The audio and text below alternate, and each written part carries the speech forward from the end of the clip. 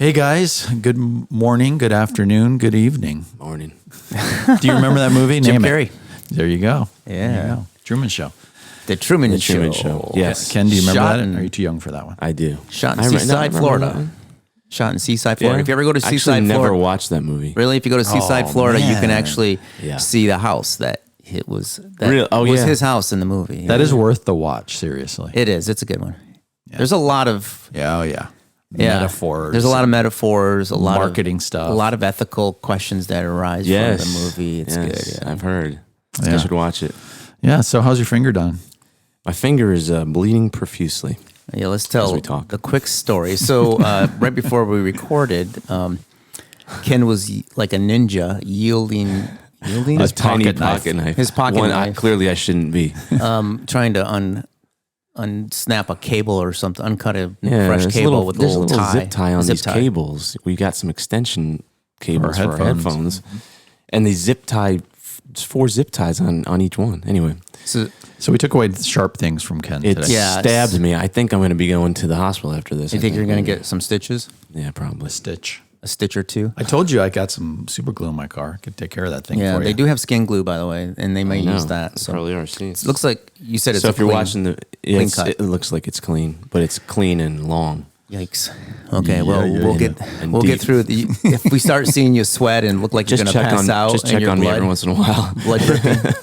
Yeah. Just check on me every once in a while. All right. Yeah, if you're watching the video, I've got a napkin duct taped onto my finger. Blue duct tape.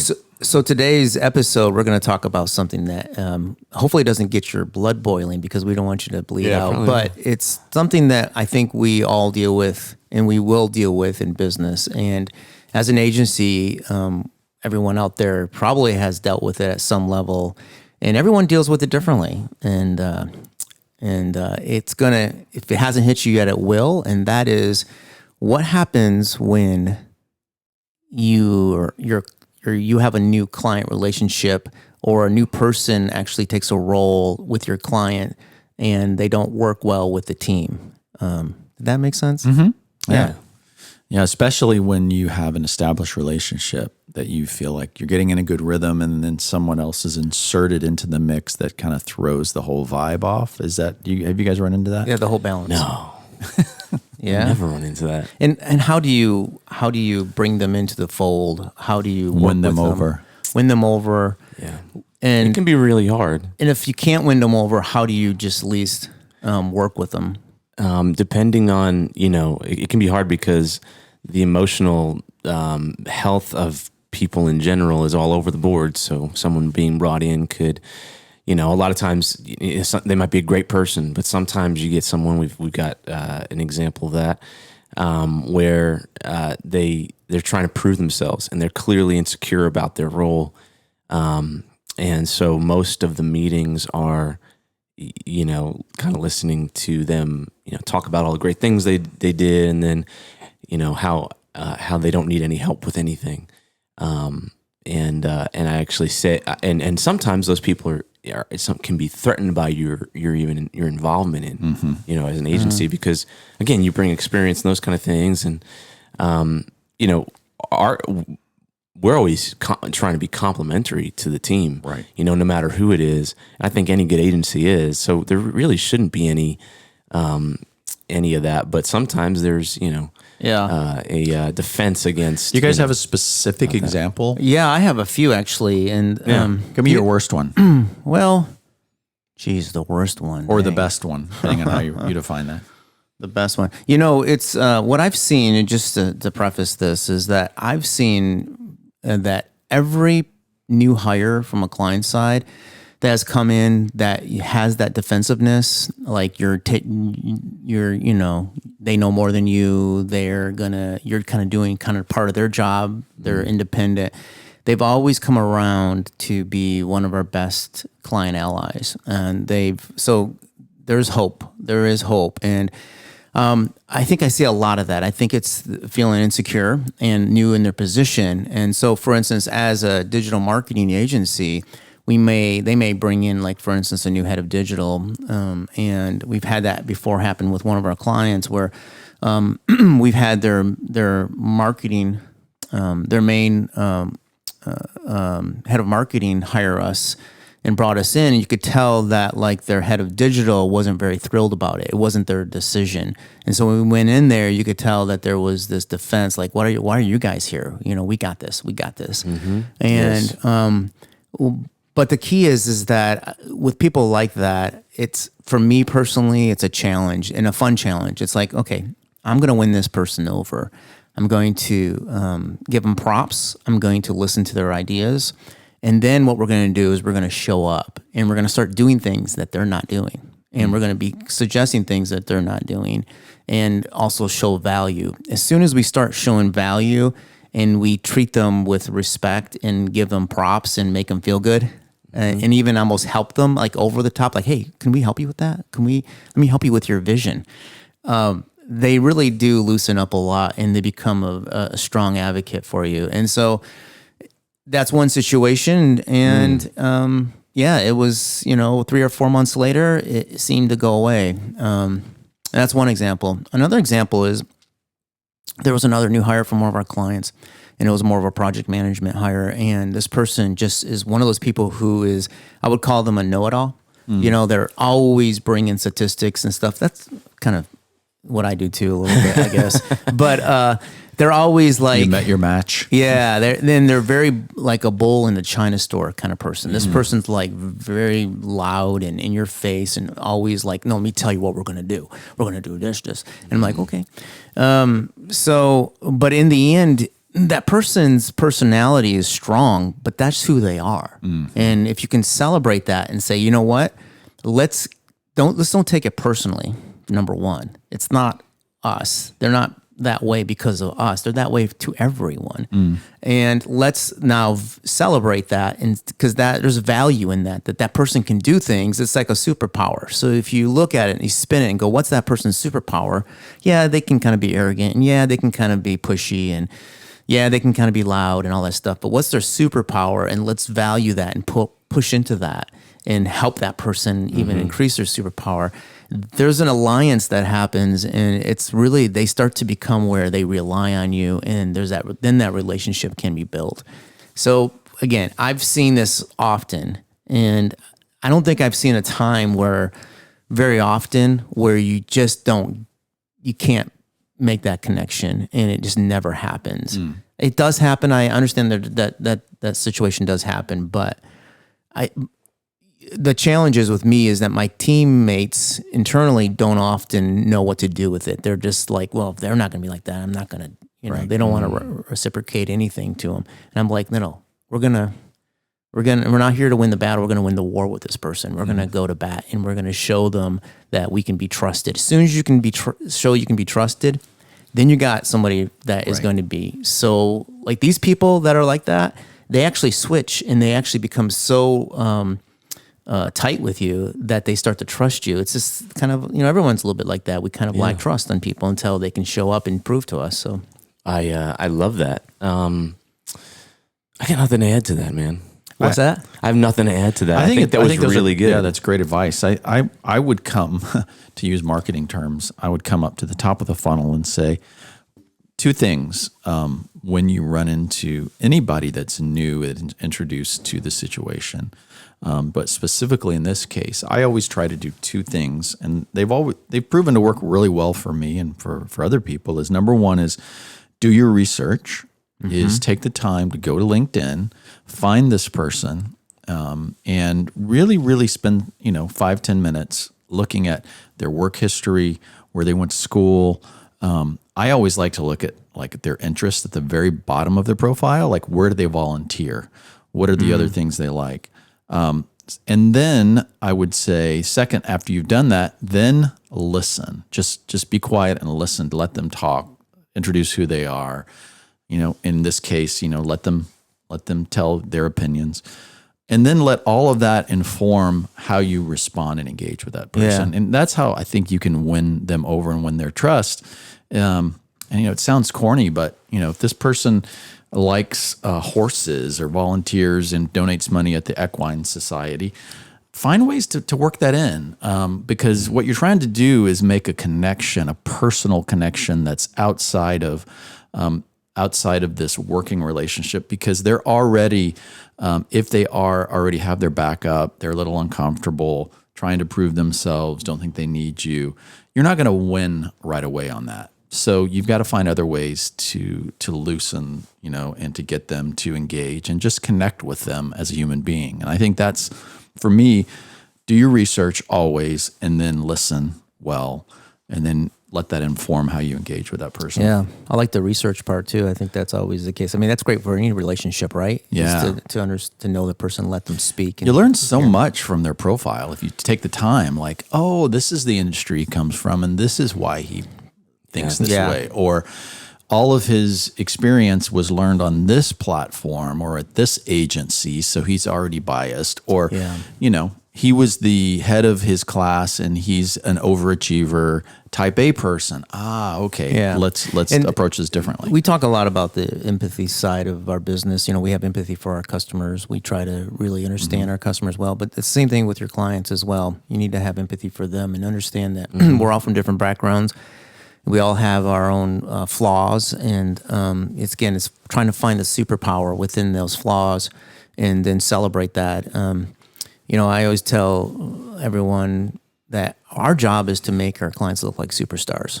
Like, that's it. If they look like superstars within their organization, that's going to help us too. So if a new hire of a client comes in, they already think they're a superstar. Well, you just celebrate it. Superstar. You just celebrate it. I know Ken, Bob, who we had on the show, Bob Strachan.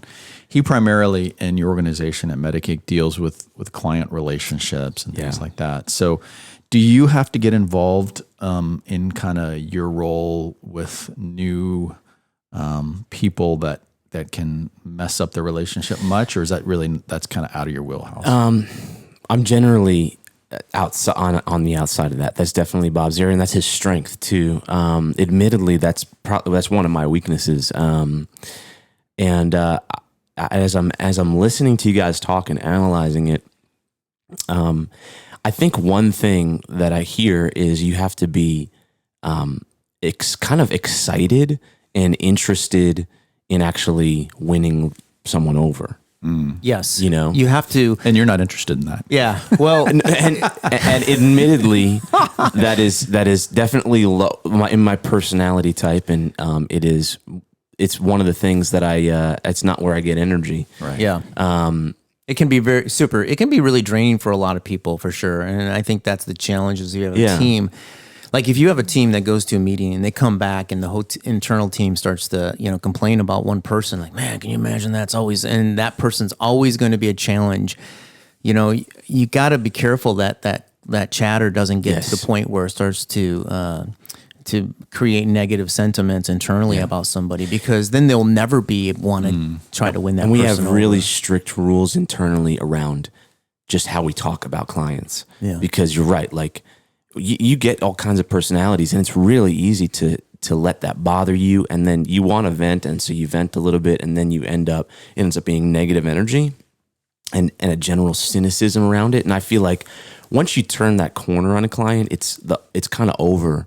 If you just keep going, right? Like, once you turn the corner where it's just negative, like, I really can't stand, like, it's sort of on its way out, right? So we learned a long time ago, we have really strict rules around how we even discuss any of that stuff. Like, we don't talk negatively about a client. Like, we can have real conversations around it, but when it comes to the point where it's almost gossiping and like, this person again, whatever, that we have strict rules on that, because I know where that goes.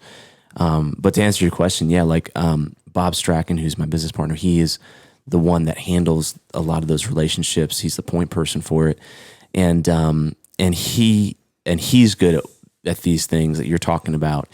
So I don't know.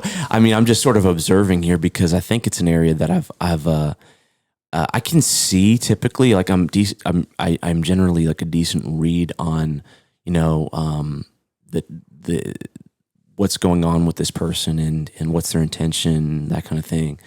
But when it comes to winning them over, it does take. I just think it takes having a desire, like a strong desire to do that.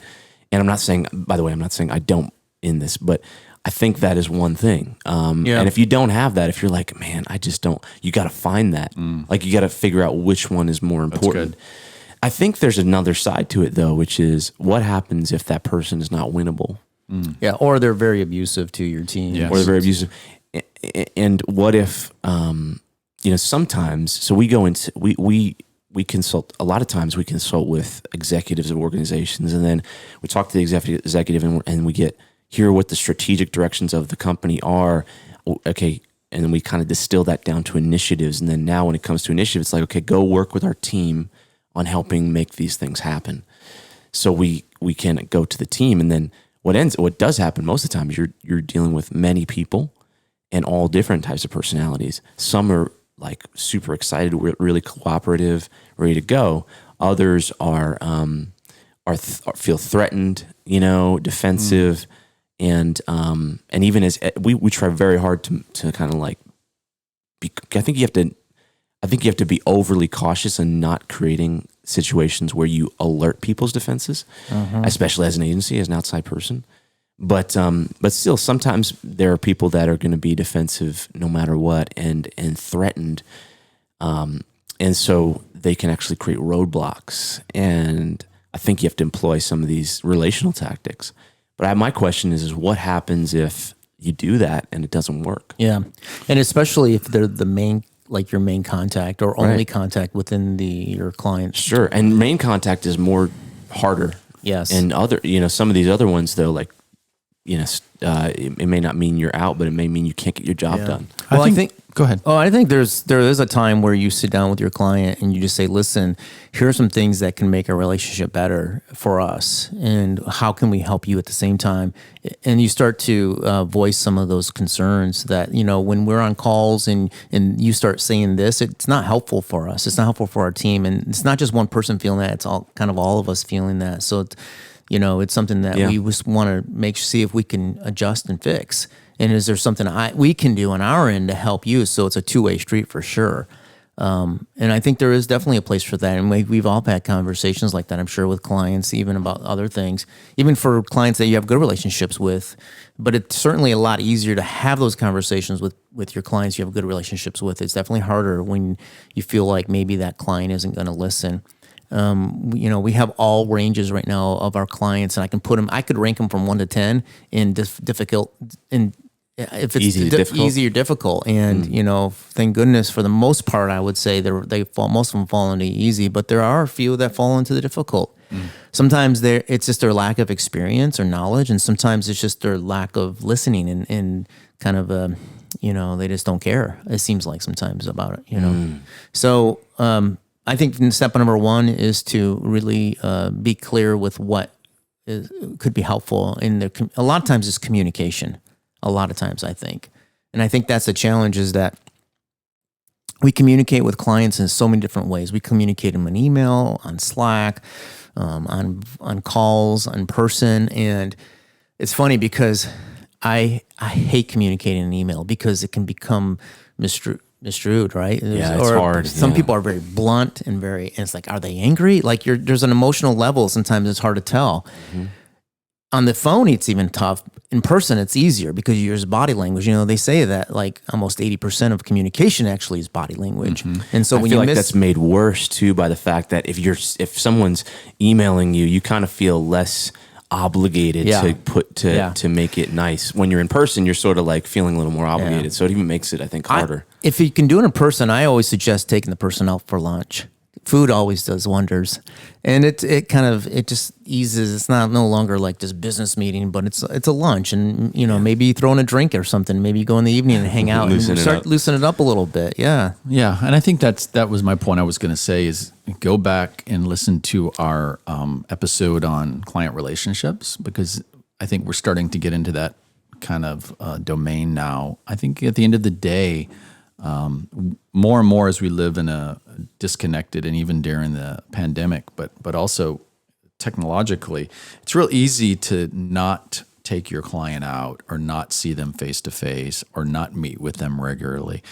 And I think that if you have that, there's a difference, like you said, in, okay, there's this new person, we've talked to them 3 times on conference calls or Zooms, and we're just not gelling. if that's as far as you take it and give up, I think you've really, really lost an opportunity to say, well, what can we do? Let's go out. Let's go send them something. Let's take them golfing. If this guy likes to do something that you saw on his LinkedIn, like be creative about that. And I think that's just good client services. Another thing that I've kind of noticed a little bit is, I know, Bob, you and I and Ken talk a lot about like personality types and like with the Enneagram personality types. I really start to look at my clients now and kind of try to figure them out a little bit more to understand. Very helpful. Like we have a client who is like an Enneagram 8, and so. And it's a female. Those guys. Yeah, it's a female. It's like you, Ken. But Ken. One thing that I know about That's a scary one thing I know about 8s is they like a good fight. In fact, they feel connected when they fight with somebody. Not fight, but I mean when they kind of challenge back and forth. They want to challenge because that means that they're engaged, that they care about what they're working on. And so we have a client who's an 8, and she gets very domineering. Yeah, she wants it's like my way or the highway kind of thing. Which all 8s are kind of like that, right? They're like, this is what we're doing. This is what I'm doing. And all of you guys Stop are doing this too. stereotyping me. I'm not stereotyping a little bit, but anyways, so it's in some of my employees who are on the call. They're like, oh my gosh, they're kind of afraid of it, like, oh, I'm just gonna yes, ma'am, you know what I mean, kind of thing. And I'm like, no, she really wants us to step up and challenge a little bit because we know that we're more of an expert than she is. She's even voiced that she's leaning on us for knowledge. If we don't lean back and when she's challenging us, if we don't come to bat and say, no, this is why we think it's best and stand up for ourselves, she actually looks at us weaker in that she trusts us less. Right. So it's really kind of sometimes understanding, again, learning about your customer, learning what motivates them, how they communicate, I think is so key because sometimes just the communication can get lost. And realizing that everyone is not you. Yeah, right. Like exactly. I think we all think, no. I mean, I think that like you kind of think, okay, this person is doing this because that's what I would do, or this person's saying this, so that's what it means. If I did that, I would be thinking this.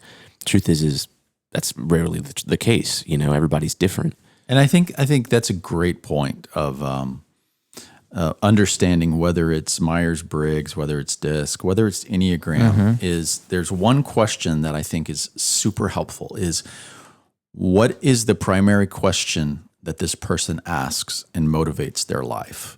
And if you can do that, so for instance, Enneagram 8 is, can I trust you? Yes. That's their question in life is, can I trust you? And for another person, it's, do you value me? For another person, it's, am I worth anything in this situation? Another one is, I just care about keeping the peace in this situation. Everybody has a motivating question that drives and informs the way they see life. And again, you can't stereotype people, but if you can kind of learn and do a little bit of study and understand some personality types, then like you said, you can begin to identify, okay, she's not just being a bull in a china shop, or he's not just being difficult, but actually you will win his trust or her trust by engaging in those confrontations a little bit more in a kind, professional way.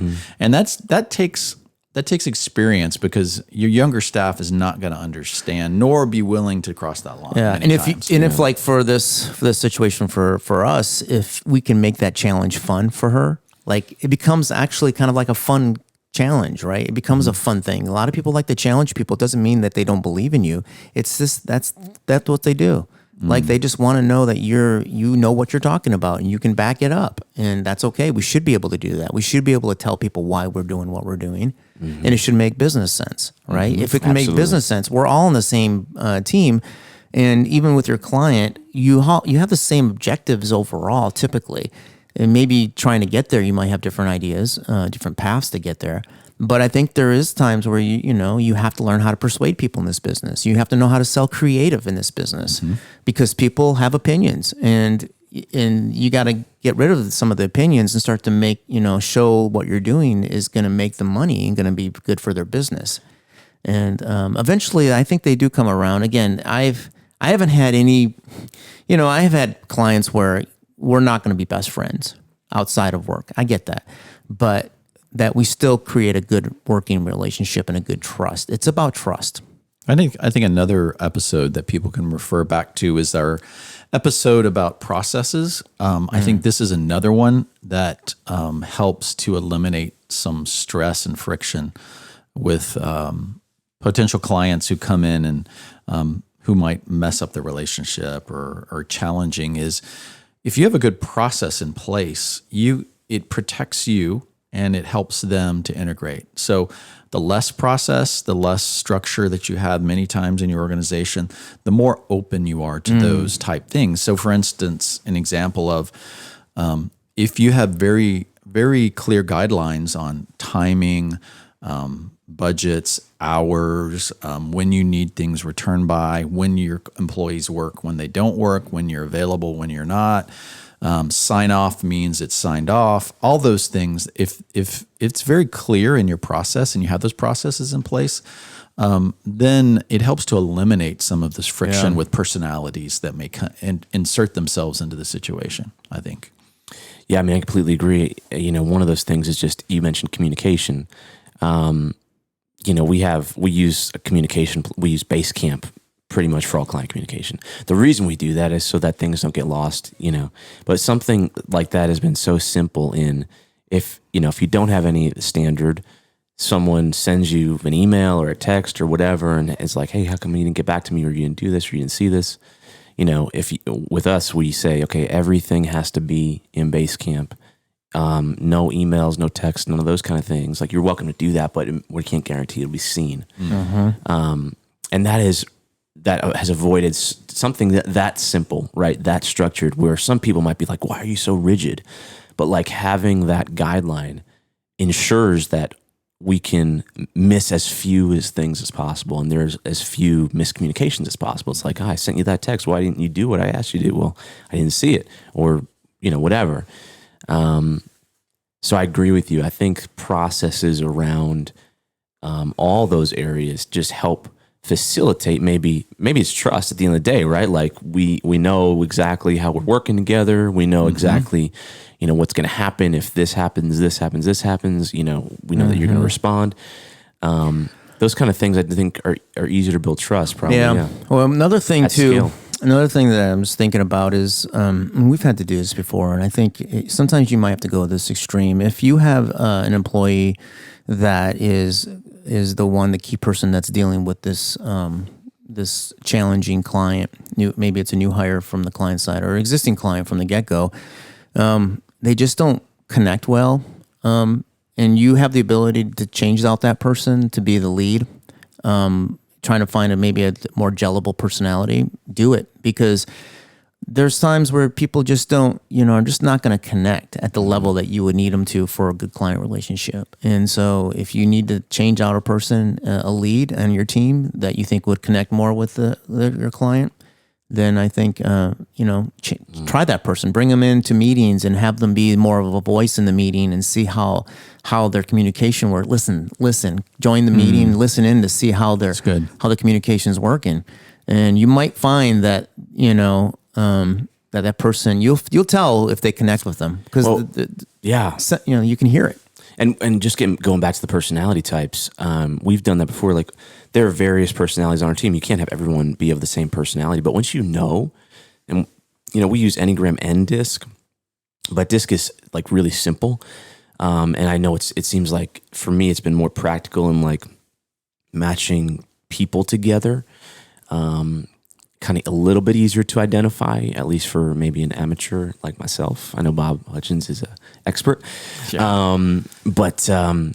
No, because the point is like, you may have someone that's highly structured and much more very detail oriented, and they work well with people that value high structure, high detail. You might have another type of client that, I'm not saying you don't do those things, because I do think those things are important, but they may value the emotional connection, the talk, the chatter, that kind of stuff. So you have to find someone, I think, ideally on your team that can give them what they value, as well as, from a personality standpoint. Yeah. Because if you match someone, like that's rigid, structured. Yeah. Typically those people like cut the chatter. We don't want to talk. Let's get down to like the details. And so if someone values that, then that mismatch will just cause friction that doesn't necessarily need to be there. Another thing that I've seen really be amazing, it's really simple. And it's listening to understand the person's likes and what they're struggling with and listening to them, but offering small little gifts to them. And when I mean a gift could just be, hey, I heard you talking about this, and maybe even off business. It might be something personal that they like maybe they like mountain biking or something like that. Or, hey, I just saw this top list of gadgets for mountain bikers. I thought you might like it. And send them a link, you know what I mean, to it. And it's just little, just thinking of them a little bit, that opens doors and connects. It's amazing. Just little things like that can just bring down those walls. And so, and I think a good account person kind of thinks that way in general, right? They're like, hey, we're going to make sure that this relationship is tight and there's a trust factor, because I'm telling you, if you can build trust, it can save you so much work as a business. Right. Like you don't have to have as much emails, as many you don't have to just present as much. They just trust you. And so true. Yeah. And that is so true. Have you guys ever had a situation where someone you couldn't crack it? It was just, the relationship became so difficult that you had to go over their head, or and if so, what was that like? Well, I would say is, first of all, you should always know who the decision makers are in your clients, even if it's not someone you report to daily or talk to daily. You should also keep a good relationship with those people as well, at least an open door relationship. And going over their heads is one thing. You have to decide if going over their heads, if they found out, if that would jeopardize the relationship. And I personally, I would always include them, or at least talk to them, and just, hey, I'd like to see if I can bring in so-and-so. We just need to talk about this, and just be transparent. And, but there are times where you might have to go over somebody's head just because, there's, it's just important enough. And I think we've dealt with that. We might be dealing with that in a situation right now with a client, just a new hire again, like just kind of roadblocking us, and so far has not been receptive to any connection. I would say if the people who hired you, though they may not be involved anymore in the daily communication, but if they hired you, you almost owe it to them to kind of give an update of how things are going. And that's kind of where I fall on it. Is I think my perspective, I would love your opinion on this, is you can't do things out of emotion or drama. Like I know this as someone that hires people. I'm like, I don't want more problems in my life because I hire people.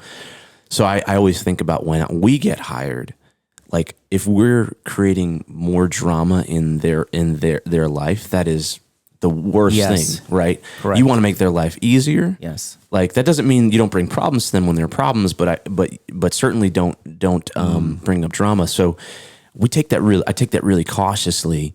But yeah, I kind of our sort of simple formula is like, it can't be out of emotion or drama. But I do think we have to ask ourselves the question is, this person hired us. What would they want us to be doing right now? Can we do that? Yep. Or do we have to give them an update and say, hey, we're trying to do this, but this is an issue, and just kind of be more factual about it. And I always say, like, I'm always thinking about, like, when we bring that problem, hopefully, because if you work for, like, high enough people, and I would like just C-level and that kind of, I would just add too is that you never bring somebody a problem. You always bring them a solution. Right. Especially people that are very busy. Yes. Like, you bring them a solution. So when you're consulting with, C-level type people, you can't just be like, here's the problem.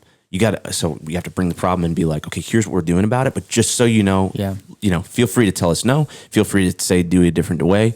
But I just want to inform you, keep you updated. We're moving this direction unless we hear otherwise. That's typically our approach. But I do think that's making that. I do. I think that decision can't be taken back though too. Right. Like when Once you go do above it, someone's you head, cross the line. It's sort of like you've chosen a side. Unfortunately. Yeah. And it wouldn't be bad to early in any relationship is to make sure you have like a client bat phone. You know what I mean? So it's like, I consider myself, I have a bat phone where my clients call me and they go over the head of people that they're dealing with directly and call me and say, hey, we got a little issue. It's easier to do that with somebody you're hiring versus the client. So, but if you can open a door and say, hey, if there's ever an issue with a relationship, would you mind if I just called you on your, personally and just chat with you? Would you feel comfortable with that? Even if I'm not working directly with you?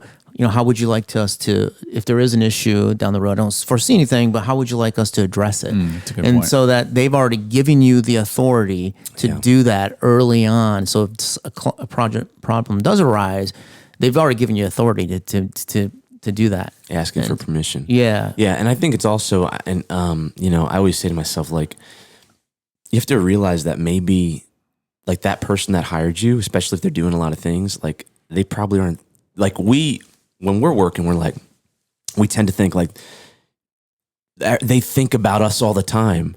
The truth is they're not thinking about us at all. Right. And so you don't want to continue to assume that you're the most important thing, or this project, even not even you, but like the project is the most important thing in that person's life, unless they've told you that, because that can be annoying too. Yeah, they probably have 100 other projects that they're working on. It's easy to assume like, hey, this is really, we got hired, this is important, we got to bring it up. But like, I think you have to have that awareness as well. It's complicated. It's very relationships are complicated, huh?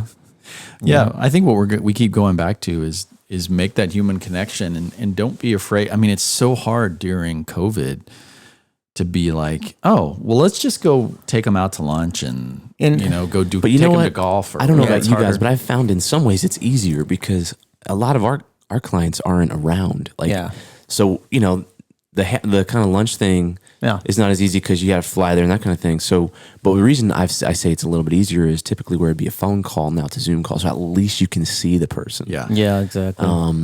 Where I would say most of the time it was never a video call. It was almost a little bit like too personal or something like that before COVID, at least in my experience. Yeah. COVID definitely gives you excuse I think there's times too where, let's say you've got a new client and you have the person who hired you is really difficult, and it's just you never are able to connect with that relationship.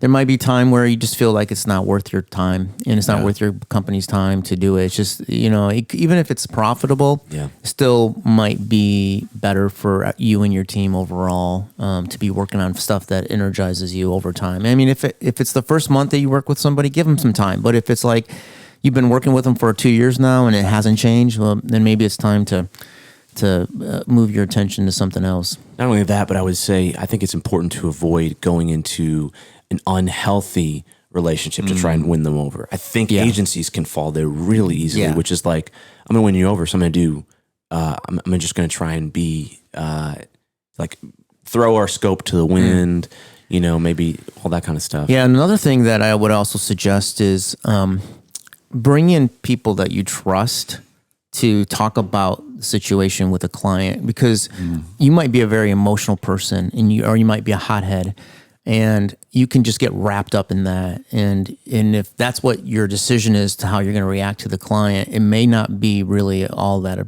the best thing for everyone. So get a few people in that see things differently, get somebody with different personalities to say, hey, what would you do? What are you thinking? And so that together you have a little bit more clarity, I guess, on what you think you should do if you have to engage and you have to actually confront a client, just to make sure, like you said, that you're not going to, put too much emotion into it and stuff like that. I think that's a challenging thing. I mean, it's kind of this business, though. I think I might have mentioned on some other podcast, I went to school for art direction and more creative side of advertising, and I had a big copywriting instructor. He worked full time at Y&R, big copywriting guy, and we did this major overnight assignment where we all just stayed up all night doing it. And we got into class, we had to present, and he just ripped us to shreds. One girl started crying in our class. I felt so horrible. He ripped up her stuff in front of her in class. It was horrible.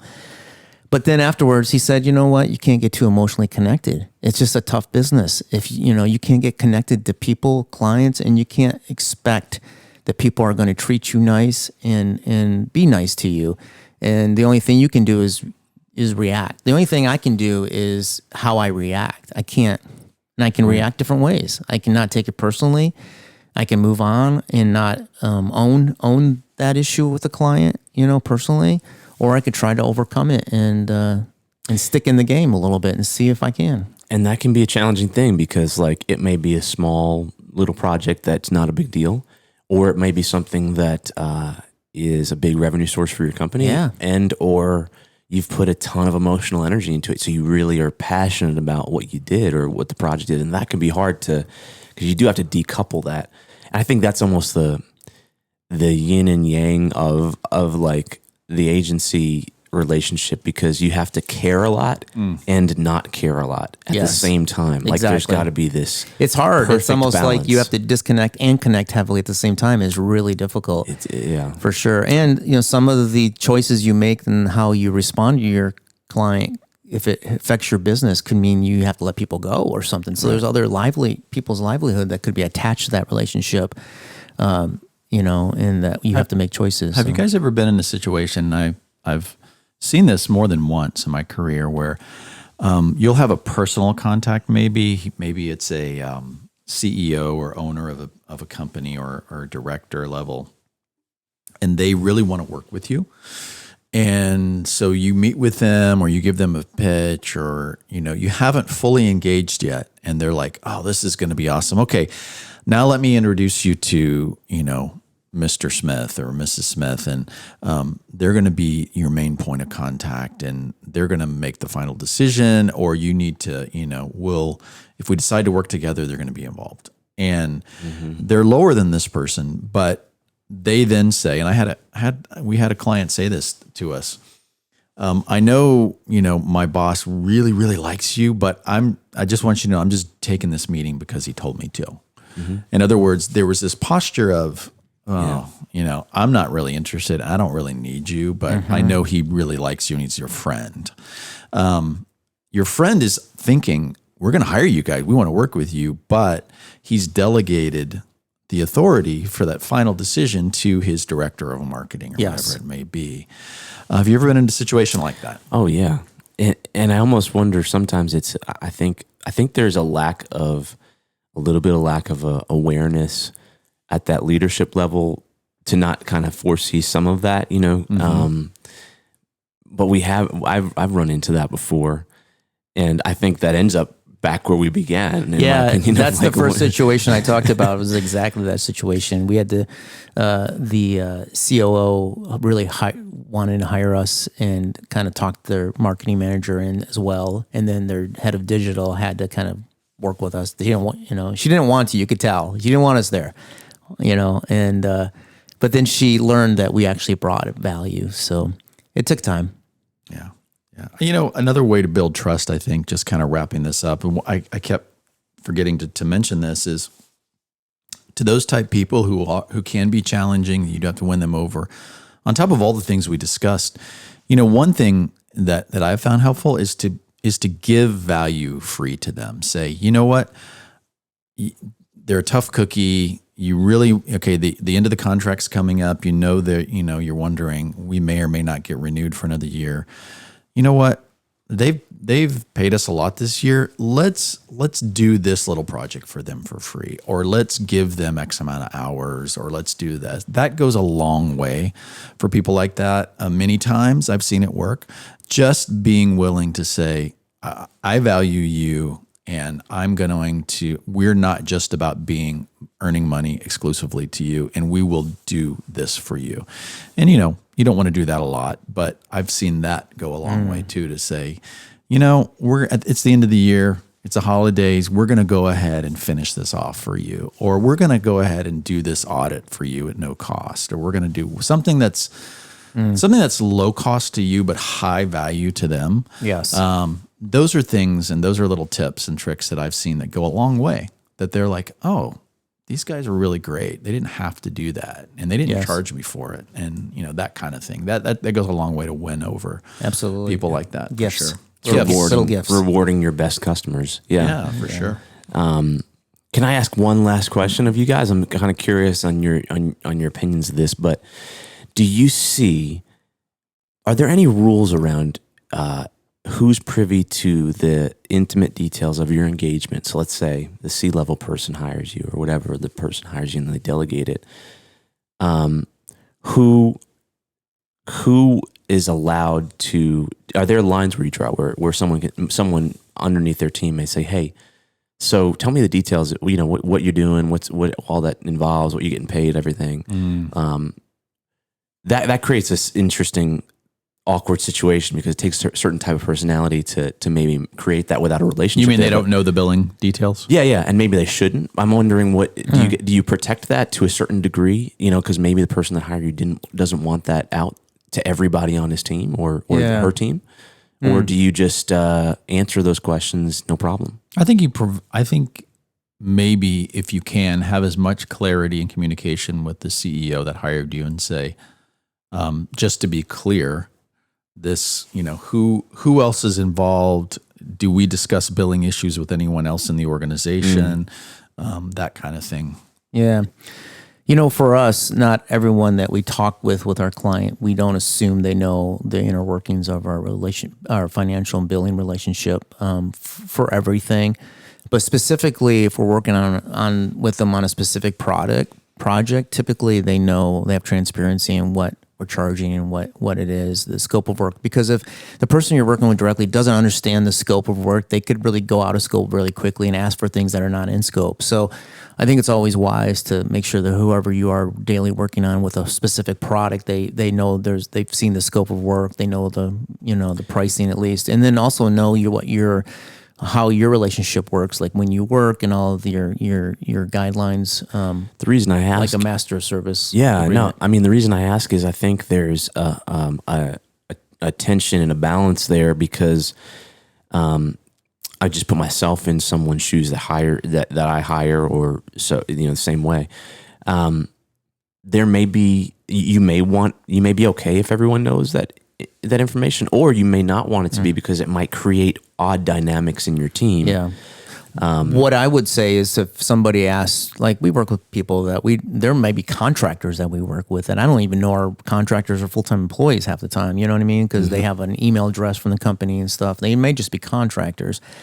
And I don't know what their relationship is 100%, their employment relationship. And if they ask, I would just say, hey, talk to so-and-so. They have the statement of work. So the person we actually delivered a statement of work to or the contract, I would just say, hey, ask them to look at it. They have it. They'll share with you what you need to know.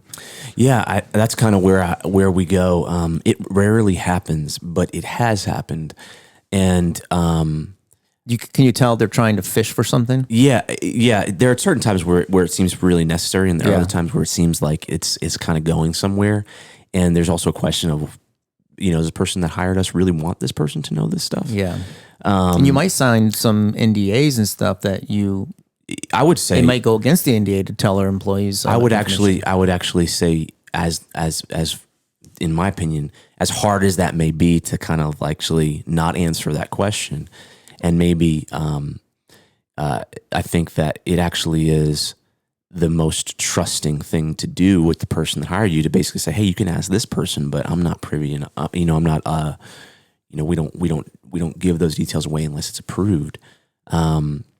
However, my guess is that most people don't have any protocols around that because they rarely get asked that, but every once in a while that happens. We didn't, and sometimes that got asked of us, and we actually created some, because looking back on those situations where that happened, it was sort of like, you know what, I wouldn't say it's our fault, but it'd be more trustworthy to probably have had an answer that was polite, but also just said, hey, you go around, do this. Yeah. It's interesting because I find this, I know this sounds really stereotyped, but the more experienced you are at business relationships and stuff, and maybe it's also with age because you have more experience, is when people are fishing and know when they're just wanting information. Yes. And so, but sometimes more less experienced employees that deal with customers don't really understand. They just trying to supply the client with whatever they're asking for. And sometimes, I've had where they've given away information. I'm like, I don't think I would give that information to that person. They don't really have the. And maybe it's more global than just engagement details, but it's just, I think there's this assumption a lot of times when anyone on the client side asks you something, you answer it. Mm-hmm. And it's probably, if you work with a big enough team on the client side, that is probably not that's probably not the way to operate. There's probably a level of information that you have to be aware of, that this kind of information is allowed to be talked about and this kind of information isn't. Yeah, because I think there's always times where you might have 3 or 4 people that you're working with on a project. And again, 2 of them could be contractors. You don't know. Right. You don't know what the relationship is with the company. The company hired you exactly 100%. They may just be brought in for the project as a project manager. You don't know what their NDA relationships are. You don't know what they're trying. Maybe they're trying to say, hey, should I be raising my prices myself? Because this firm's doing, you don't know why they're doing it sometimes. But yeah, I just think every situation is different. You should probably have protocols as much as possible, especially anybody who's dealing with clients should at least understand what's appropriate and what you think is appropriate and what's not. So Processes. yes, processes. Yeah. What did they say? The processes run your business and people run the processes. Yeah.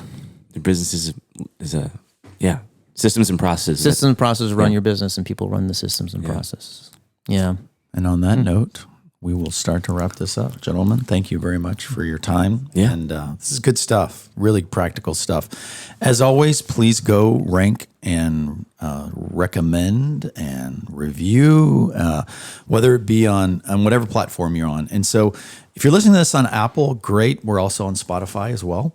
So we look forward to hearing from you. We want to hear from you. Yes, 2021 too. We should have a website up and other things, and hopefully Ken doesn't have to get stitches today, but we'll find out later. We'll let you guys know on the next episode. Yeah, for sure. All right. Talk to you soon, guys. Okay. See ya. Bye. Bye.